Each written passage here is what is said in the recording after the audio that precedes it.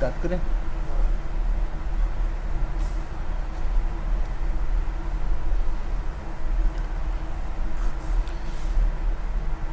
Very good afternoon to all of you. So I am Dr. Sudhir Chandra Sarangi, Associate Professor in Pharmacology Department. So today we will deal with one of the topic that is regarding painkiller. Okay, how to relieve the pain. So the topic is non-steroidal anti-inflammatory drugs. Okay, so the term is non-steroidal, means there is something steroidal is maybe there. Okay. So we are basically dealing with anti-inflammatory drugs because inflammation is a part which leads to rubber color dolor like phenomena, and one of the pain is one of the sensation. Okay,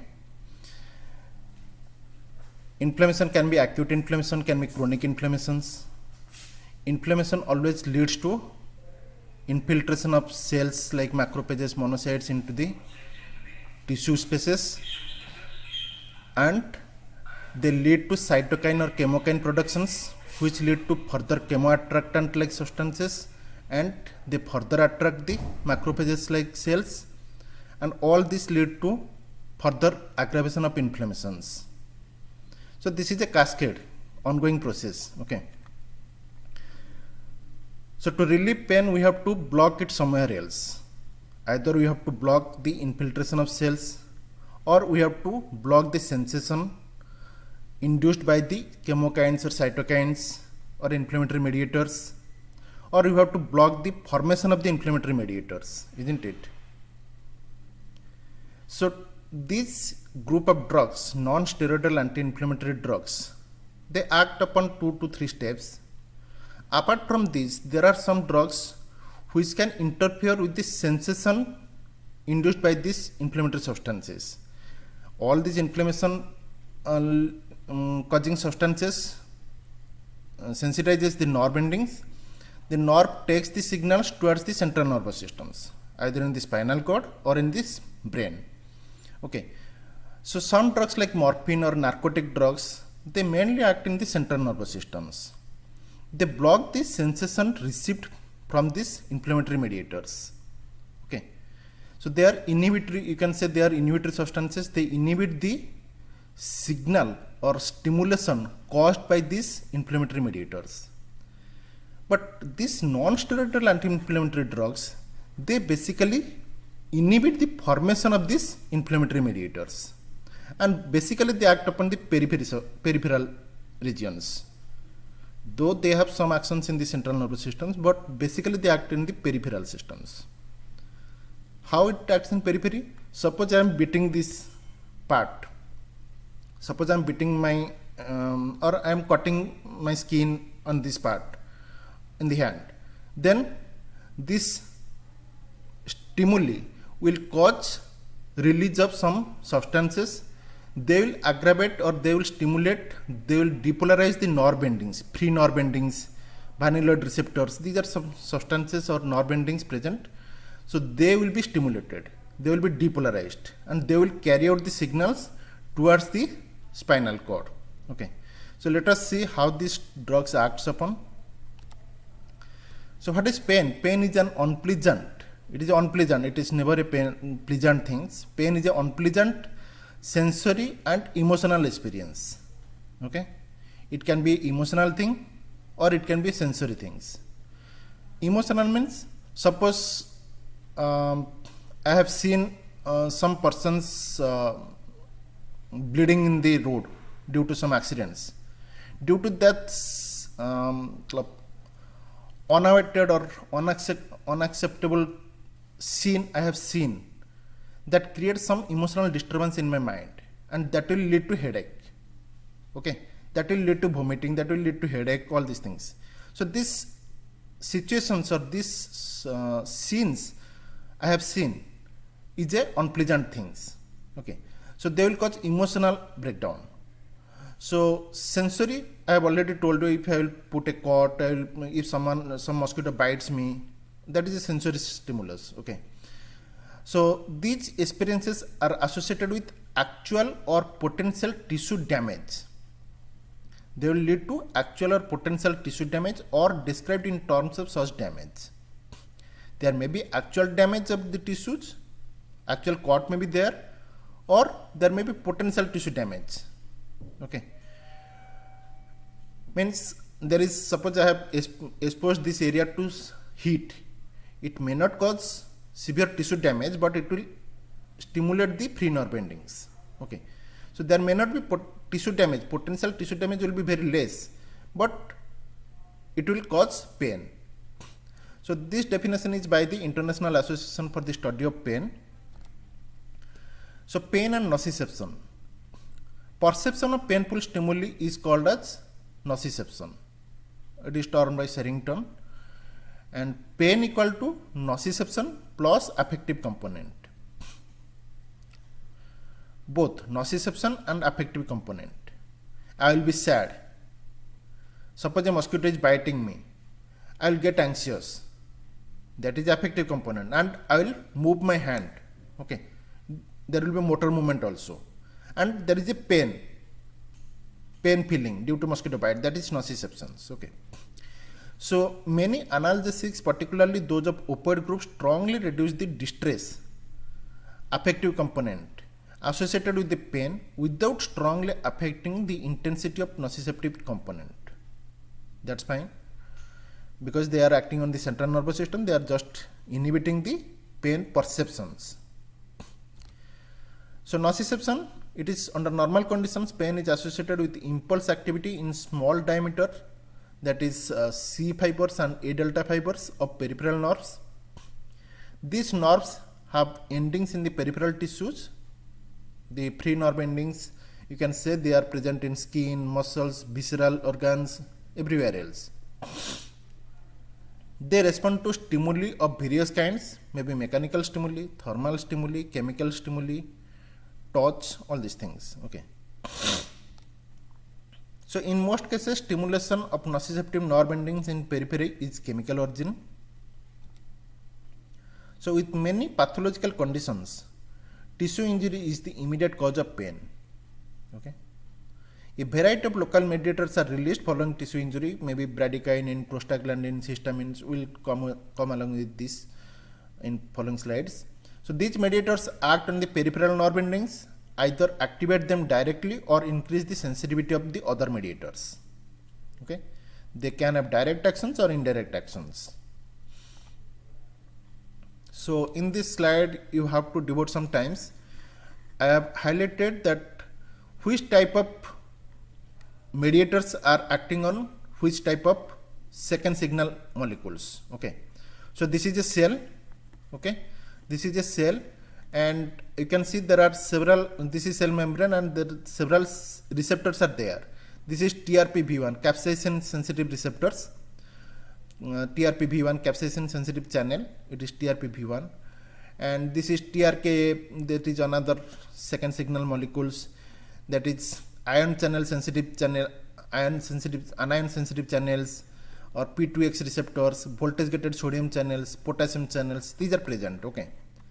Along with that, there are some, what is this? This is the structure of a GPCR, G protein coupled receptors. There are 7 transmembrane domains. Okay, so these are GPCRs, G protein coupled receptors. So this is beta 2 receptors. This is prostanoid receptors. These are receptors for opioids, cannabinoids, norepinephrine receptors can be there. Okay, so let us come to this stimuli. Suppose capsaicin is a stimuli. This is the exogenous stimuli. Okay, or there can be endovanilloids or endogenous stimuli can be there, or noxious heat can be there. They activate these TRPV1 channels. This leads to depolarizations of the cell, and this lead to excitations. Okay, this is, you can say this is free nerve endings. Okay,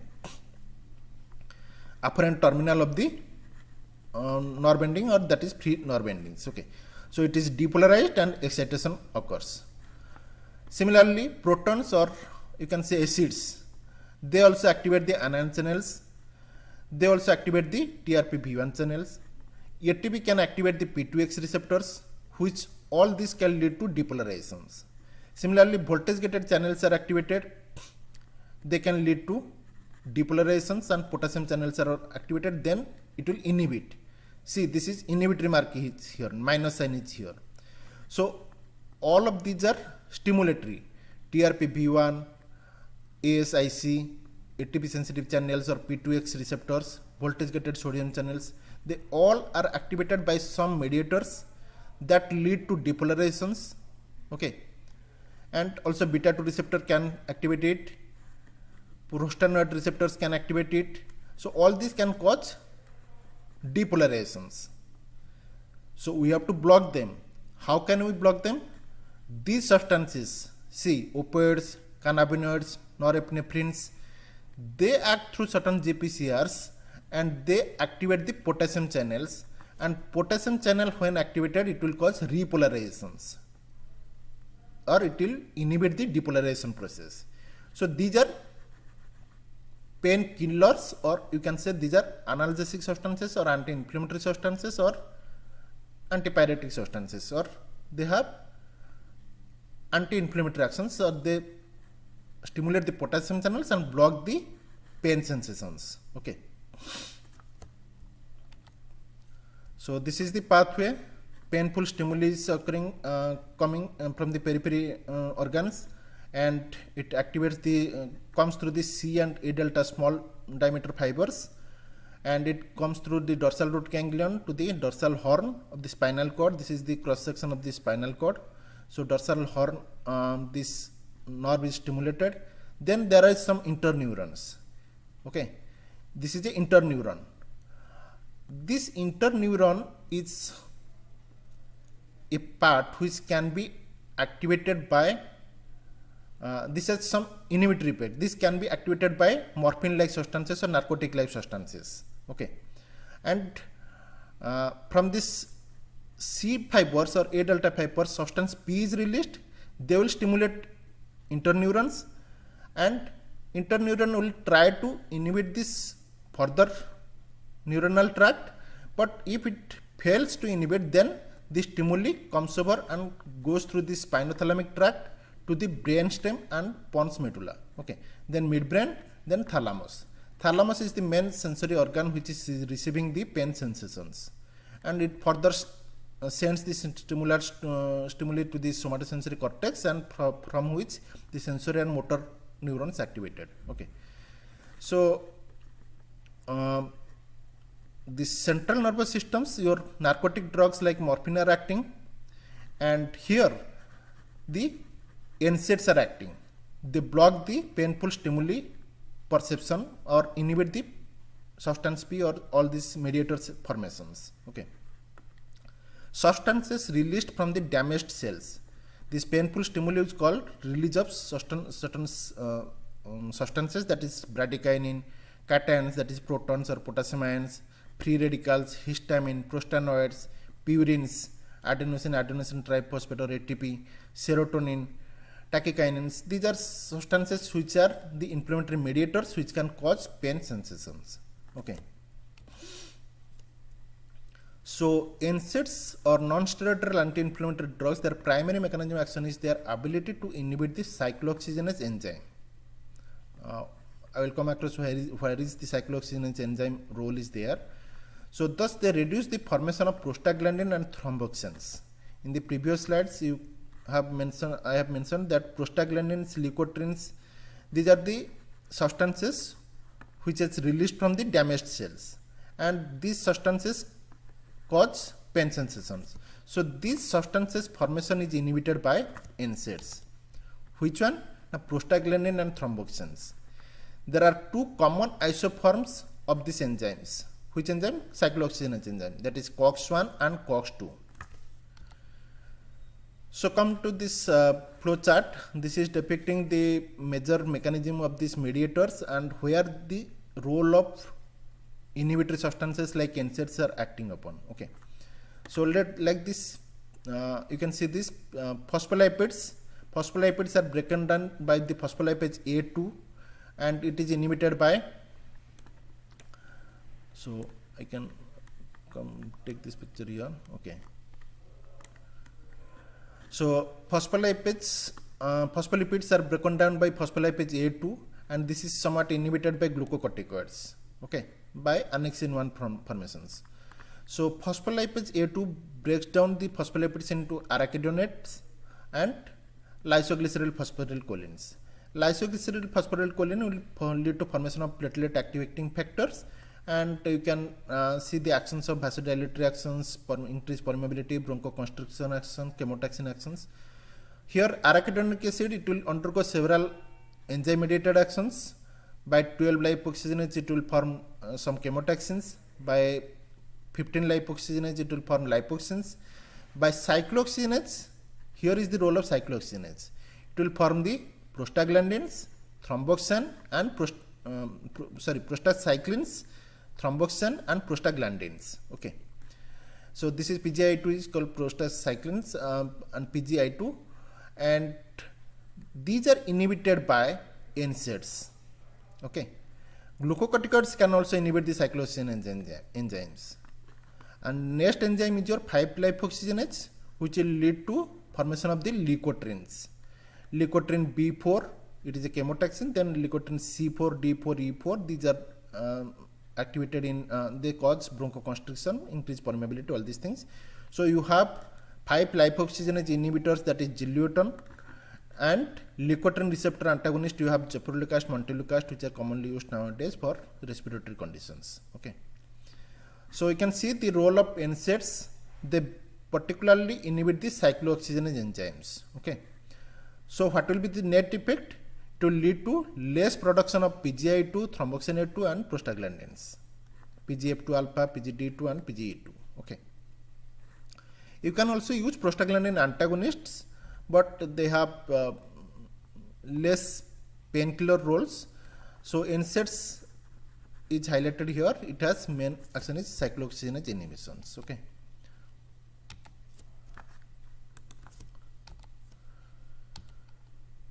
So coming to NSAIDs, so they are analgesics. They have analgesic actions, antipyretic actions, anti-inflammatory actions. You can say paracetamol. Paracetamol or acetaminophen is a substance which have very poor anti-inflammatory actions. Paracetamol has only analgesic and antipyretic actions mainly. Okay. And that's why it is not considered under the NSAID group, but in many textbooks it is mentioned in this chapter, but it is not considered under a NSAIDs. Okay. In contrast to morphine, how the NSAIDs differs? NSAIDs do not depress the CNS, they do not produce physical dependence, they have no abuse liability, weak analgesics except inflammatory pain. Okay. And they are also called as non-narcotic, non-opioid or aspirin-like analgesics. So you can say aspirin is the prototype drug in this group. Okay. So they act primarily on the peripheral pain mechanisms, but also in the central nervous systems in some way. So COX1 and COX2. COX1 is the constitutive enzyme. It is present in more, it is present as a baseline, you can say. It is a constitutive enzyme present in most tissues, has a housekeeping role. It is a physiological, because if you have no prostaglandin in your body, then there will be several metabolic disturbances will be there. It is not that prostaglandin is only involved in inflammatory mediated pain actions. It has several other actions. Okay. So COX1 is a physiological enzymes, you can say, homeostatic enzymes or housekeeping enzymes. COX2 is a inducible enzymes. It is mainly induced in inflammatory cells by the action of inflammatory cytokines, usually pathological, and it is constitutive at some sites like CNS and kidney. In CNS and kidney, it is somewhat present all the times, and it is involved in kidney. It is involved in the sodium balance. Okay. So coming to analgesia, it is effective in mild to moderate pain, especially arising from the inflammation or tissue damage. In the periphery, they reduce the production of prostaglandins, which sensitize the nociceptors to inflammatory mediators like bradykinin. You can say these are the conditions of pain: bursitis, arthritis, dysmenorrhea, toothache, postpartum pain, postoperative pain. Okay. So NSAIDs do not affect the tenderness induced by the direct application of prostaglandins. You have to remember that it do not reduce the tenderness. Okay. So central action, possibly in the spinal cord, there can be a role of NSAIDs. These prostaglandins released within the spinal cord facilitate transmission from afferent neurons to relay neurons in the cord, and these are somewhat inhibited by the NSAIDs group of drugs. So antipyretic effect in the fever, there is a disturbance in the temperature regulatory centers, hypothalamus. In the hypothalamus, there is a temperature regulatory sensor is present. So this is deranged in case of some fever-like conditions, and the set point of body temperature is at a higher level in these fever conditions. So NSAIDs reduce this set point. Okay. So NSAIDs reduce prostaglandin production in hypothalamus, which elevate the temperature set point and reset the thermostat. Okay. So normal body temperature is not reduced by NSAIDs. Normal body temperature will not be affected. It is only in case of fever-like conditions it will have antipyretic actions. Okay. So coming to anti-inflammatory actions, they reduce the components of inflammation in which prostaglandins play a significant role, like vasodilatations, edema. Okay. And in edema is mainly due to prostaglandins facilitated actions and histamine mediated actions, okay, due to vascular permeability. For histamine it is not having any actions, NSAIDs, okay, it is only having actions upon the prostaglandins. So prostaglandin like PGI2, it has a vasodilatory effect. So this will be inhibited by the NSAIDs, not due to the histamine induced vascular permeability, okay. But prostaglandins also facilitate the action of histamine. So prostaglandin action will be inhibited by the NSAIDs.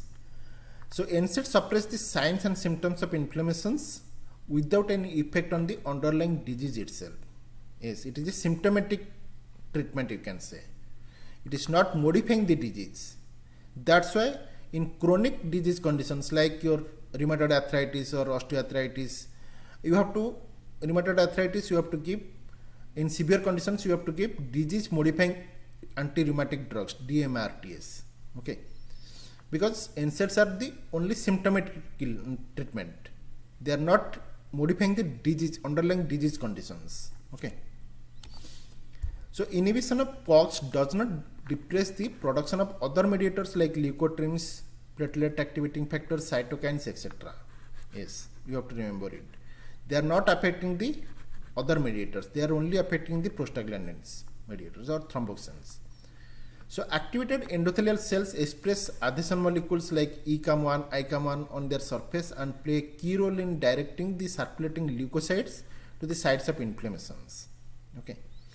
So similarly, inflammatory cells express selectins and integrins. So these are other inflammatory mediators which are not being affected by NSAIDs. But prostaglandins facilitate their actions, so the facilitations will be blocked.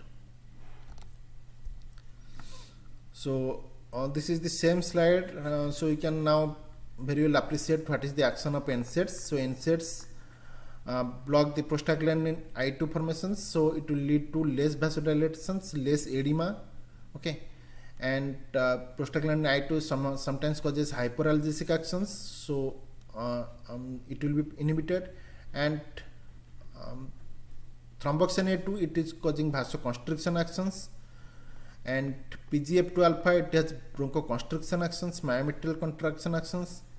PGD2, it inhibits platelet aggregations, it has vasodilator actions. PGE2, it has vasodilator and hyperalgesia actions. So these actions will be blocked. Okay. But see, thromboxane A2 is blocked, PGI2 is blocked. PGI2 is having vasodilator actions, thromboxane A2 has vasoconstrictor actions. So you can say that what will be the net effect?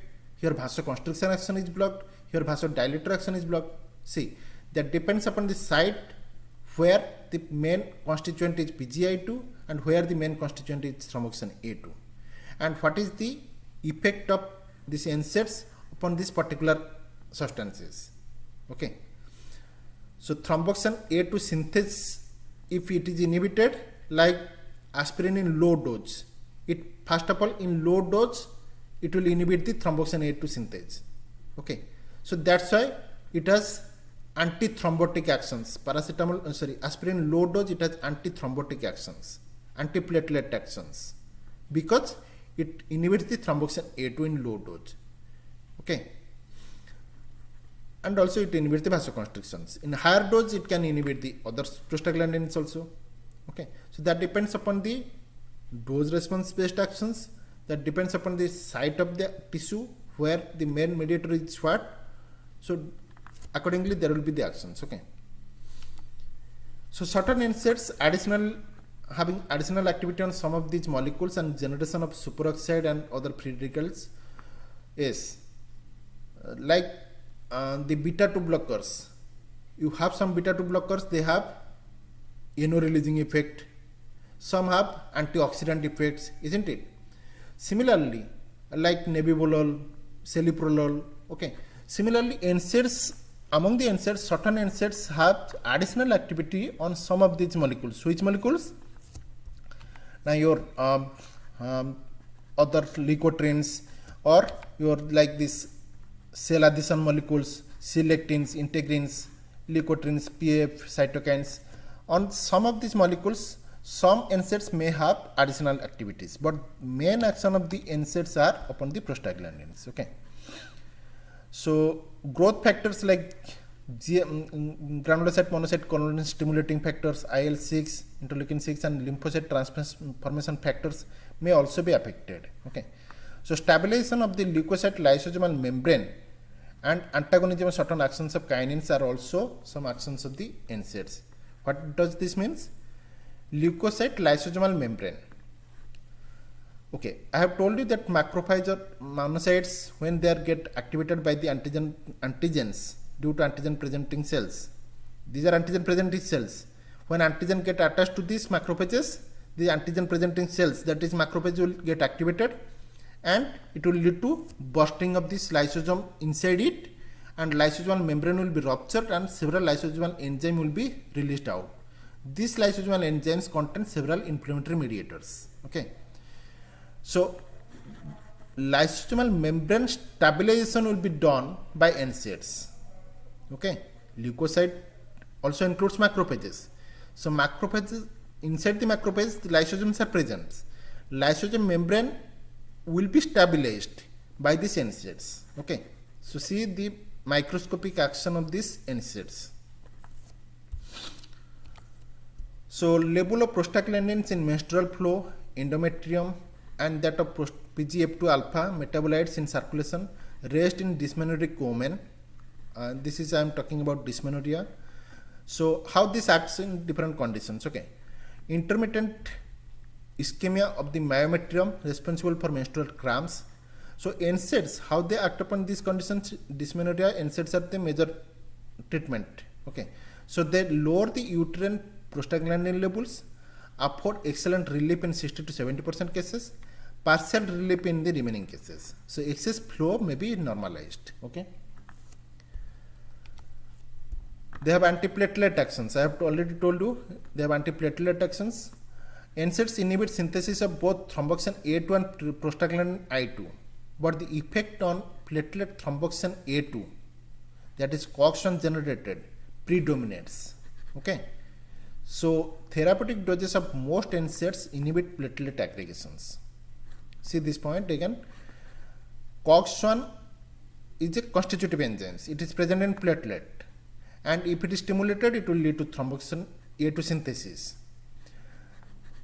This is inhibited by NSAIDs, and this is the predominant action of the NSAIDs as compared to inhibition of prostaglandin I2. That's why these both have opposite actions, thromboxane A2 and PGI2. These are thrombotic actions, these are antithrombotic actions. So this thrombotic action is inhibited. Okay, that's why NSAIDs have antiplatelet actions. Okay, bleeding time is prolonged. Aspirin acetylates platelet COX irreversibly. Okay, in the portal circulations. First of all, you are taking the aspirin tablet. It is going through the, it is getting absorbed from the your GI tract, going to the portal circulations to the liver. In the portal circulations, aspirin get acetylated. Aspirin acetylates the platelet COX enzymes. And this acetylation is irreversible process, so that this COX enzyme is inactivated. And thereby the thromboxane A2 synthesis will be inhibited. Okay. And thereby it will lead to antiplatelet actions. That's why for antiplatelet actions, aspirin is given in a low dose, 75 milligram to near about 150 milligram once daily dose in case of coronary artery disease patients on daily basis as a preventive measure. It can be given as a preventive measure also. Okay. But initial dosing in case of myocardial infarction will be 300 milligram, but for the maintenance dose it is given in a low dose, that is 60 to 150, or some books says that 75 to 150 milligram per day. Okay. In higher dose it will lead to some other actions like anti-inflammatory actions, antipyretic and analgesic actions. Okay. So coming to parturitions, during labor, increased levels of prostaglandin E2 and F2 alpha in the myometrium, which facilitates the progression of labor. NSAIDs have the potential to delay and retard the labor. NSAIDs have the potential to delay and retard the labor. So in preterm labor you can have an option of using this. But if you are using in a normal labor cases, then there can be side effects. It can delay or retard the labors. Okay. Coming to gastric mucosal damage, as you can say, this is a side effect or adverse effect. Inhibition of COX-1 mediated synthesis of gastroprotective prostaglandins PGE2 and PGI2. Okay, this is due to how this damage occurs, mucosal damage. This is due to inhibition of COX-1 mediated synthesis of gastroprotective prostaglandins. See, prostaglandins are not always bad things. You can see they have protective actions in the gastric mucosa like PGU2 and PGI2. Okay, and their inhibition will lead to gastric mucosal damage. So deficiency of prostaglandins reduces the mucus and bicarbonate secretions, SCO3 secretions. Okay, and there can be gastric pain if you are taking severe high dose of NSAIDs, or it is continuous or chronic dosing of NSAIDs, like in some chronic pains, then it will lead to gastric mucosal damage, which will cause gastric pain, gastric mucosal erosion or ulcerations, and blood loss will be there. It can cause hematochezia or hematemesis. Okay. Stable prostaglandin analog like misoprostol administered concurrently with NSAIDs antagonize their gastric toxicity. So there is a measure. In case of chronic pain, you have to take continuous basis these NSAIDs, and they have adverse effects. So you have to take some other drugs to minimize their adverse effects. What is that other drug? That is misoprostol.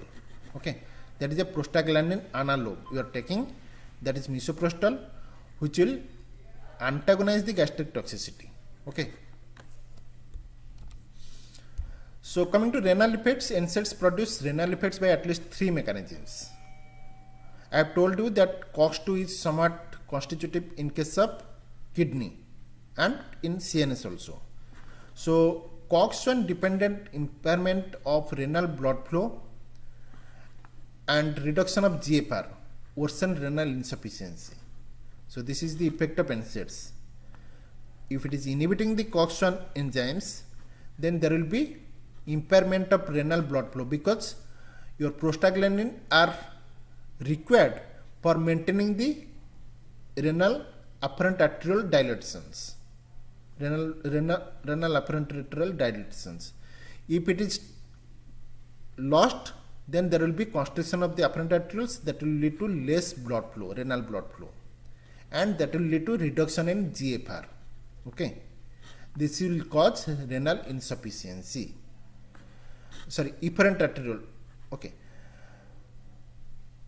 juxtaglomerular COX-2 dependent sodium and water retention. This is also effect. So this will be inhibited. Okay.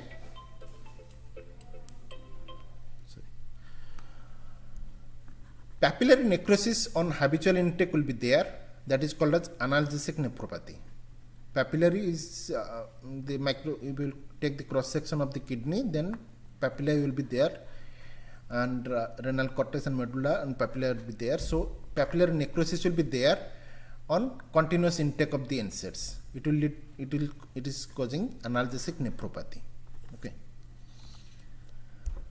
And anaphylactic type of reaction, anaphylaxis type of reactions. Sometimes aspirin can precipitate asthma, angioneurotic swellings or edema, urticaria, rhinitis in susceptible individuals. Inhibition of COX with consequent diversion of arachidonic acid to leukotrienes and other products of lipoxygenase pathway may be involved. So this is the mechanism that has been suggested, but it can be due to hapten-like reactions. Sometimes aspirin or some persons are getting sensitive to some NSAID type of drugs. They treat as a foreign substance or as a hapten, and it will lead to antigen antibody like reactions and lead to anaphylactic type of reactions. Okay. Or the other mechanism is that has been highlighted here. It will lead to diversion of COX to form more LTs, leukotrienes, instead of prostaglandins. Okay. So coming to adverse effects. So it can have several side effects. I have already delineated some things. It can have mainly GI side effects. It can lead to abdominal pain, nausea, anorexia, gastric erosion, ulcers, GI hemorrhage, perforation can be there. Sometimes it can cause diarrhea. Okay. And coming to renal effect, it can cause saltwater retentions, edema that will lead to hypertension, stroke, or due to analgesic nephropathy, then there can be also hypertension, and worsening of renal function in case of renal, cardiac and cirrhotic patients, decreased effectiveness of antihypertensives and diuretic medications, decreased urate excretions. Okay. And coming to CNS, it can cause headache, vertigo, dizziness, confusion, depressions, lowering of seizure threshold sometimes, hyperventilations due to salicylate metabolic acidosis due to hepatic. It can cause raised transaminases, hepatotoxicity can be there, hepatic failure can be there. Hematological, it is the main side effects. If you are continuously taking antiplatelet drugs, it can lead to bleeding. Okay. Thrombocytopenia can be there, hemolytic anemia can be there, and agranulocytosis can be there. In G6PD deficiency patients, hemolytic anemia may be more significant. Okay. In uterus, it can cause prolongation of gestations, delay the labor or retard the labor. It can inhibit or delay the labor. In vascular, it can cause closure of ductus arteriosus. Okay. Patent ductus arteriosus in fetus. If the mother is taking NSAIDs, then there can be premature closure of ductus arteriosus. Okay. Or it can be indomethacin is given in case of infants who have patent ductus arteriosus to close it. Indomethacin is given as a drug to close this ductus arteriosus if the infant is having patent ductus arteriosus. Okay, that is a heart defect inside the heart. Okay, it can cause hypersensitivity that will lead to vasomotor rhinitis, angioneurotic edema, asthma, urticaria, flushing, hypotension, shock. All these are some side effects or adverse effects of these NSAIDs, and some are due to the immediate effect like hypersensitivity type of reactions, or some can be chronic effect like renal effect, hepatic effect. Okay. So coming to the classifications, so non-selective COX inhibitors or selective COX inhibitors. I have told you there are two enzymes, COX1 and COX2. So there can be some drugs which are non-selective inhibitors like traditional NSAIDs. So these are classified under these groups based upon their chemistry or chemical structures. So you can have salicylates like aspirin, methyl or sodium salicylate, propionic acid derivatives, that is ibuprofen, naproxen, ketoprofen, fluviprophen. Anthranilic acid derivatives, you have mefenamic acid. Aryl acetic acid derivatives, you have diclofenac, aceclofenac. Oxycam derivatives, you have pyroxicam, tenoxicam. Pyrrolopyrrole derivatives, you have ketorolac. Indole derivatives, you have indomethacins. Pyrazolone derivatives, you have phenylbutazone, oxyphenbutazone, like this. And coming to preferential COX-2 inhibitors, because COX-2 is an inducible enzyme in most of the cases, except in some cases in kidney and CNS, and it is mainly involved in case of inflammations. So preferential COX-2 inhibitors are preferred, and they have less side effect upon the GI mucosa, because in GI mucosa COX-1 is the constitutive enzymes which has protective role due to formation of PGE2 and I2. So if you are using preferential COX-2 inhibitors, they have less GI side effects. Okay. So what are the drugs under this group? You have nimesulide, meloxicam and avometons, preferential COX-2 inhibitors, and you have selective COX-2. What is the difference between? Means preferential means they can inhibit the COX-1 also, but the predominant action is upon the COX-2. Okay. Here selective COX-2 means they have only COX-2 inhibitory actions, very minimal action upon the COX-1. Okay. So under this group we have celecoxib, etricoxib, parecoxib. There are certain other coxibs that were there, but they were withdrawn due to several side effects leading to heart attacks or heart related side effects. Okay. So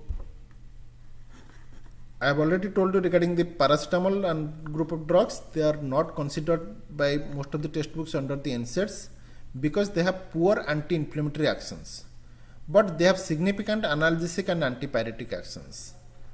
And paracetamol or para-aminophenol derivatives, it is called paracetamol. Parazolone derivatives, it is metamizole and dipyron and propionazole. Benzoxazosine derivative, that is nipopa. Okay, these are the classifications of NSAIDs. So you have non-selective COX inhibitors, traditional NSAIDs, then preferential COX-2 inhibitors, then selective COX-2 inhibitors, then COX-2 with analgesic and antipyretic actions, poor anti-inflammatory actions. Okay. So we'll deal with this prototype drugs, aspirin, and I will complete this aspirin, I think, then I will close it. Okay, for today. Then next class we will continue it. Okay. So one of the most commonly consumed drug worldwide is aspirin. It is not only used for analgesic actions or anti-inflammatory actions, but it is also used for prevention of the heart disease, coronary artery disease. Okay. So today it is mainly used as over-the-counter drugs and as an antiplatelet agents. Rapidly converted in the body to salicylic acid, responsible for most of the actions. Other actions, it's result of acetylation of macromolecules including COX. I have already told you, in the portal circulations, aspirin causes acetylation of COX irreversibly, thereby it leads to thromboxane A2 inhibitions, synthase inhibitions, and thromboxane A2 production is inhibited and lead to antiplatelet actions. Pharmacological actions, it is analgesic, antipyretic, cutaneous vasodilatations, and anti-inflammatory at high doses. That is, dose response is there. If you are using low dose, it will have anti-platelet actions. If you are using very high dose, for analgesic, you have to use moderate dose. For anti-inflammatory actions, you have to use very high dose, 3 to 6 gram or 100 milligram per kg per day. So very high dose is required. Okay.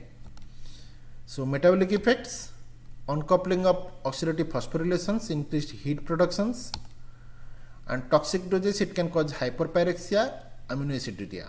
Okay. Toxic doses, it can cause hyperpyrexia. See, it is an antipyretic, but it can cause hyperpyrexia in very high doses. Okay.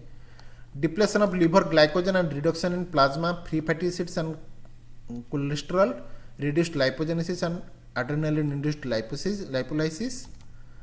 In diabetics, reduction in the blood sugar and glycosuria due to enhanced peripheral utilization and inhibition of neoglucogenesis. Okay. And large doses, it can cause hyperglycemia, glycosuria in normal individuals. Respiration, it can cause respiratory stimulations at anti-inflammatory doses, very high doses, due to peripheral and central actions, increased oxygen consumption of muscles by skeletal muscles, increased carbon dioxide that stimulate the respiratory center. Okay. Stimulation of chemoreceptors, and it can lead to salicylate poisoning, that is metabolic acidosis and leading to hyperventilations. Further increase in dose can cause respiratory depression, death due to respiratory failure. Okay, and acid-base electrolyte imbalance can occur. Initially, respiratory alkalosis occurs, and increased renal excretion of bicarbonate lead to compensatory respiratory alkalosis. Okay, and simultaneously loss of sodium and potassium leading to hypokalemia. Okay, hyperventilation, sweating and urinations, they can cause dehydration and hypernatremia.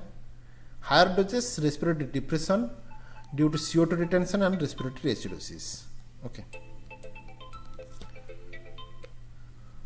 and dissociated salicylic acid plus metabolic acids, lactic pyruvic acid, acetic acids produced in excess, plus sulfuric acid and phosphoric acid, which are retained due to depression of renal function in uncompensated metabolic acidosis. So in higher doses it can cause metabolic acidosis. Okay, so blood, I have already told you, it has antiplatelet actions due to irreversible inhibition of thromboxane A2 synthase, and in small doses. Okay, and the effects last for 7 to 10 days because it is irreversibly blocking the thromboxane A2 synthase, which is present in the platelets. Platelets have no nucleus, so once they are formed from the precursor cells, they will persist for 7 to 10 days their lifespan, and till their life there will be no formation of thromboxane A2 in this synthase in these platelets. So till that platelet is present, there will be action of the aspirin, antiplatelet actions. So the antiplatelet actions, once given, the aspirin dose is given, it will be lasting for 7 to 10 days. That's why it is indicated that aspirin should be stopped at least 1 week before the elective surgery procedures. Okay, before elective surgery procedures you have to stop the aspirin if the patient is already undertaking it. Okay, so reduce the leukocytosis, and high ESR is observed in acute rheumatic fever cases. And long-term intake in large doses decreases synthesis of clotting factors in the liver and lead to bleeding, which is prevented by prophylactic vitamin K therapy. Vitamin K is the antagonist.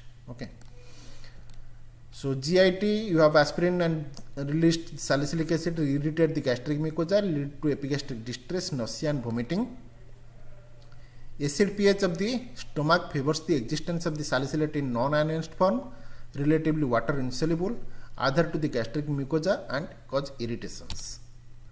And ion trapping is there. Ion trapping in the gastric mucosal cells lead to acute ulcers, erosive gastritis, congestion and microscopic hemorrhages. Also reduction in the gastric motility and increased contact time with the salicylates. And mainly it can lead to bleeding in the GI tract, hematemesis, hematochezia, all these things. So to avoid gastric irritations, take with plenty of water after food.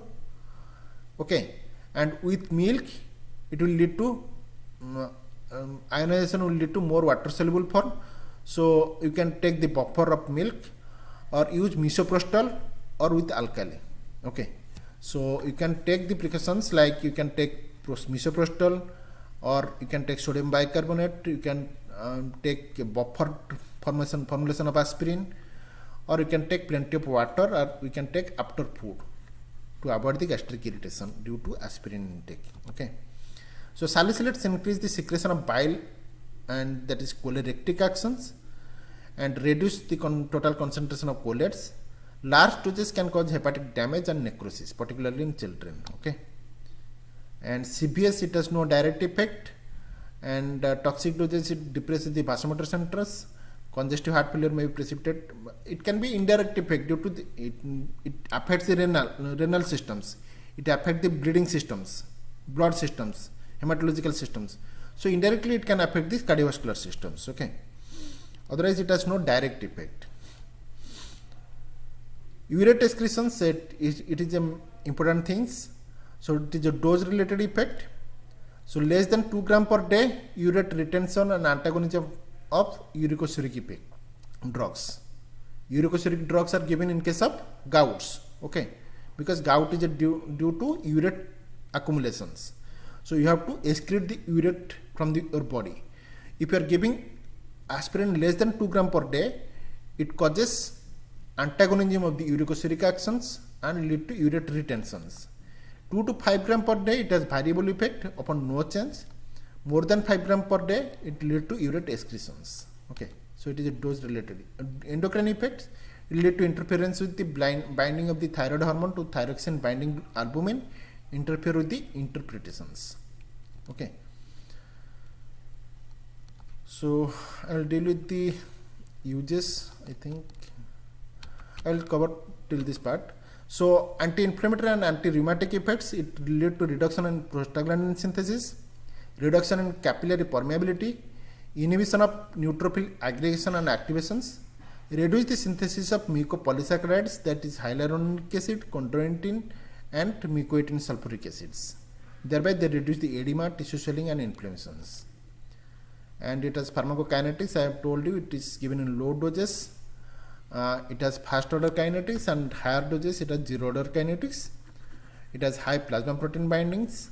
That's why it can displace several other drugs. So plasma protein replacement is a significant drug-drug interaction with several other drugs. Okay, mainly excreted in like with warfarin. Warfarin and aspirin, if given concomitantly, there can be warfarin toxicity, because aspirin can have antiplatelet actions, warfarin has antithrombotic actions. Both will be aggravated and there will be severe bleeding, because aspirin displaces warfarin from its plasma protein bindings. Okay, mainly excreted in urine. Alkalinization of urine promotes its excretion, so thereby we are giving alkalis. Okay, so its alkalis are given as a treatment option in case of aspirin poisoning. And probenecid inhibits its excretions. So probenecid will increase its concentration and lead to toxicity. Okay,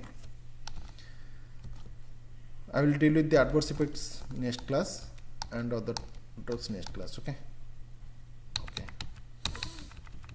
So let's stop this class today, and we'll deal with the rest of the part of the inserts in next class. Okay, thank you.